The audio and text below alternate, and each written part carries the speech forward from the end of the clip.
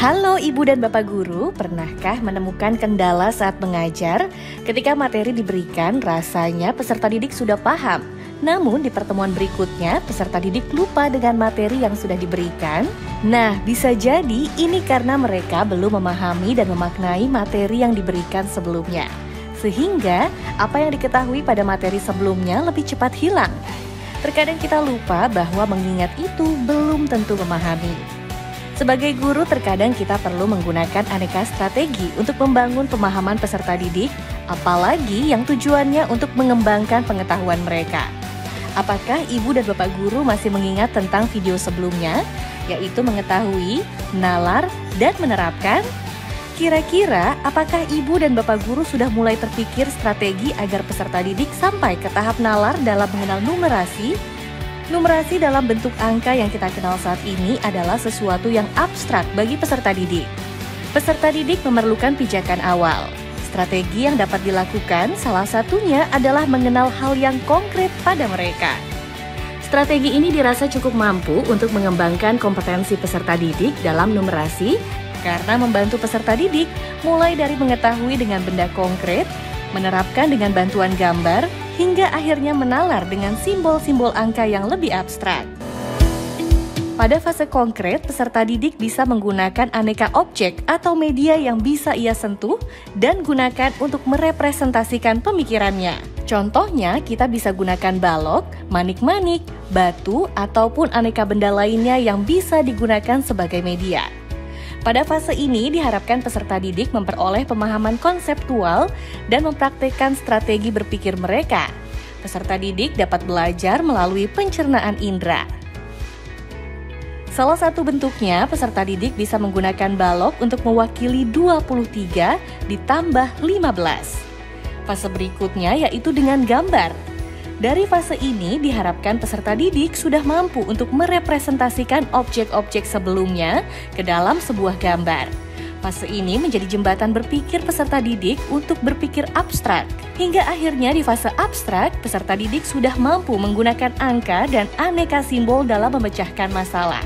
Saat ini masih ada kesenjangan besar peserta didik dalam memahami numerasi baik di dalam kelas ataupun dalam kehidupannya sehari-hari.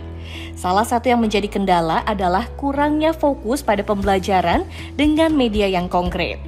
Sebaiknya, janganlah terlalu terburu-buru untuk menyelesaikan aktivitas konkret, dengan harapan bisa segera melakukan aktivitas abstrak lebih cepat. Sangat mudah untuk melihat fase abstrak sebagai tujuan akhir. Tetapi, apakah itu benar-benar tujuan akhir kita? Tentu yang diharapkan sebagai guru adalah kita dapat membantu peserta didik untuk membangun pemahamannya hingga menggunakan penalarannya untuk menyelesaikan masalah. Kita bisa mengajak peserta didik untuk memahami numerasi dengan melihat apa yang ada di sekitarnya. Ibu dan Bapak Guru bisa memulai dengan percakapan sederhana dengan peserta didik. Ayah memiliki 50 biji benih cabai. Lahan ayah cukup untuk menanam 6 baris tanaman cabai yang masing-masing barisnya terdiri dari 6 tanaman cabai. Kira-kira berapa banyak tanaman cabai yang bisa ayah tanam? Kira-kira jika ibu dan bapak guru menyampaikan hal tersebut, bagaimana ya tanggapan peserta didik? Ketika anak sudah dikenalkan untuk menggunakan media atau objek konkretnya, berilah kebebasan pada mereka untuk memahami dan memecahkan masalah. Bentuk representasi dari pemahaman mereka dengan objek konkret yang real ini dapat membangun kedalaman pemahaman peserta didik karena akan banyak informasi dan fakta yang diterima melalui indera mereka. Sekelompok anak mungkin akan menyusun benda konkretnya dalam bentuk himpunan dengan baris dan kolom. Beberapa anak akan membuatnya berkelompok, atau beberapa anak membuat deret hitung. Biarkan mereka mencari cara yang termudah bagi mereka. Setelah mereka sudah menyusun benda konkretnya, kita bisa meminta anak untuk menerjemahkan dalam bentuk gambar sebagai bentuk representasi. Sekelompok anak membuat beberapa deretan baris dan kolom, membuat kelompok-kelompok, atau dengan deret hitung. Ketika peserta didik sudah melakukan kegiatan ini beberapa kali dengan menggunakan media dan gambar yang ia buat, maka akan memperkuat penerjemahan mereka. Sehingga kini mereka mampu untuk menggunakan simbol. Dari yang awal hanya mengetahui kesediaan 50 biji benih cabai yang ayah miliki dengan luas lahan 6 baris dengan 6 pohon cabai yang bisa ditanam tiap barisnya, Peserta didik dapat menerapkan dengan menerjemahkan dalam bentuk konkret yang mereka pahami. Sehingga secara nyata, mereka mengetahui bahwa ayah dapat menanam 36 biji tanaman cabai. Dari hal tersebut, mereka akan menemukan hal baru.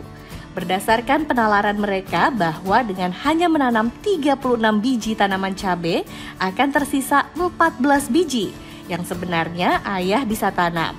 Namun, ayah membutuhkan 2 baris lahan lagi dan 2 pot tambahan. Sampai di sini sebenarnya anak sudah ada kompetensi mengetahui, menerapkan, dan menalar yang dilakukan anak dalam memecahkan masalah yang diberikan. Jika pemahaman ini sudah kokoh, maka peserta didik siap untuk memecahkan masalah dengan cara efisien. Keuntungan menggunakan media dalam numerasi.